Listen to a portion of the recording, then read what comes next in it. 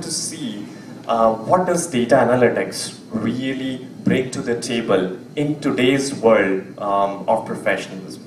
What kind of profession, what kind of skills, what kind of domains, and what kind of industry actually require data analytics engineers. All of you guys are basically going to be graduates from here.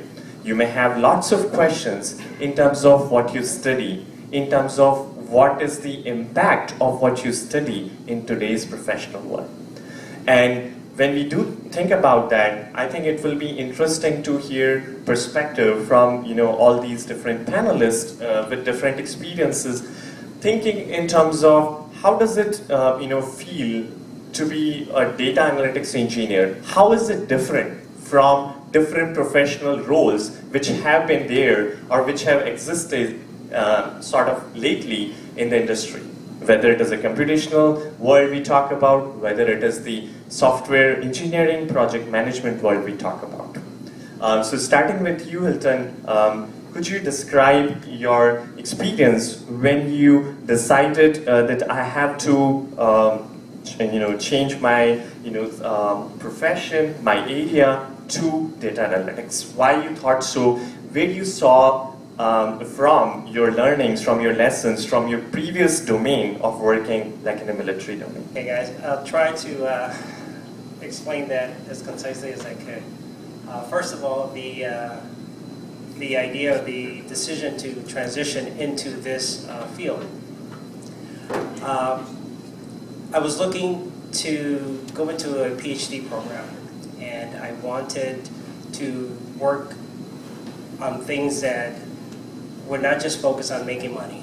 I spent over 25 years in the Army, and over that time frame, I developed a love for working on problems that were focused on the greater good, not just about making money. So I was looking for a program, a PhD program, because I already had a master's degree, and I had settled on a program at George Washington University, which is an applied scientist, working on focusing on renewable energies. Then I came across this program because I've always been fascinated by technology and data, and being in the military, you are around a lot of technology and a lot of data. So I was intimately familiar with the data and how things were changing. I didn't think that there was a program around here that would meet those criteria for me. And then I learned about the program that had just recently started here at George Mason. And when I learned about it, they were just completing their very first year. So it intrigued me, it fascinated me, so I contacted Mr. Osgood, and I pestered him quite a bit. And I was trying to see if there was a way to do a PhD program. Long story short, I was fascinated by the multidisciplinary approach of the program. So it attracted me in the fact that it had predictive analytics. I learned the value of data. And to your question as the applicability of data, this field is applicable to every discipline, every industry, every environment, everything that is operating today in some way, shape, or form will be changed by data. And so the way I look at it going forward, those industries or companies, there will be two types: those that succeed and those that fail. Those that succeed will be leveraging data. Those that fail will not. And it's as simple as that. So throughout my career, I have been working on problem solving. So you come into an environment, and as officers, we're trained to try to make things better, try to solve problems.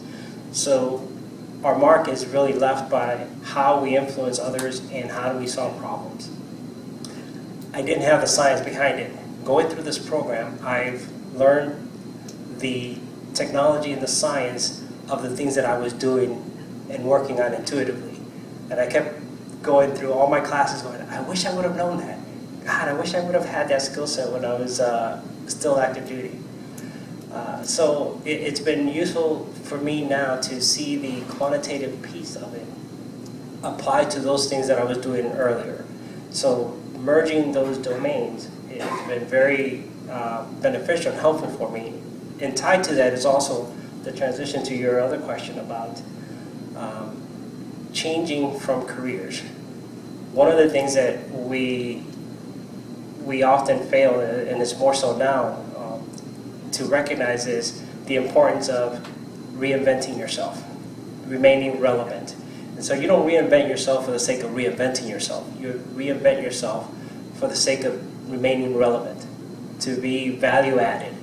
So you just can't spend your time like perhaps here in the US, some of our parents would spend 20, 30 years with one particular company doing one particular job or one industry. That is just not the case now. So you have to pay attention to what's going on and look at those new skill sets and reinvent yourself as often as necessary based on your desires to remain relevant or to be value added to whatever industry, field, or interest you have. So changing for me was daunting.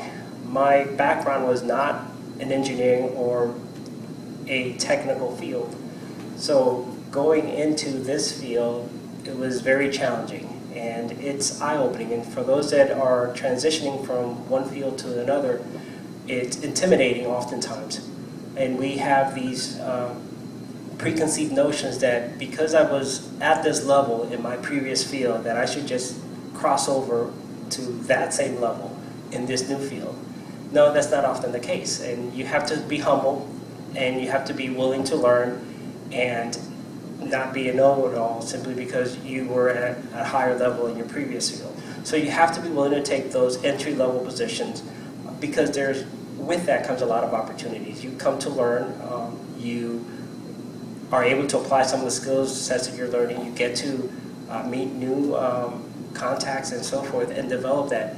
And you find that you can rise quickly through those ranks because you have a lot of skill sets and a lot of other things that you bring to the table as well. So you have your experience that you can apply to it, but you have to be humble enough to begin at the entry level. So you have to come with that expectation, but don't be afraid of it.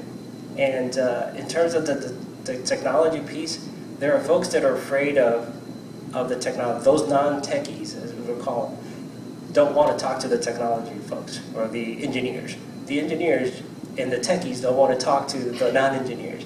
So there's this huge gap and this divide that exists between being able to articulate requirements to the engineers and vice versa. So I've been fortunate enough to be comfortable in that scene, and I'm comfortable enough with the technology that I can explain things, and I'm comfortable enough with the operational side and the business side that I can work with the engineers. So for me, that scene has been critical for me to be able to transition into this environment, into this field. But in terms of, again, going back to your first question about the importance of this field, if you think of the natural resources for the industrial age, raw materials, iron ore, coal, wood, cotton, all those things that were consumed to make a product. In this environment that we're in now and going forward, the raw material is data. But unlike those raw materials in the industrial age, this raw material is not consumed. You use this data to create products, but that raw material, that data, is not consumed. You can repurpose it, you can recreate it, you can generate more product, and every product that you create becomes another raw material. So for all of you in this field, this is an exciting time to be in a field that is nascent, that it's still developing. And that was the other piece that attracted me to this, because I can come into this field and help shape it. I can be a part of something that's growing and developing.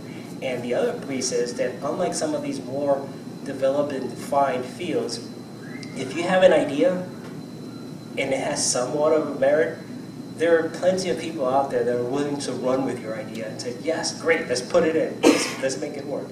That's not so in a lot of other fields like engineering and some of those other computational fields as well.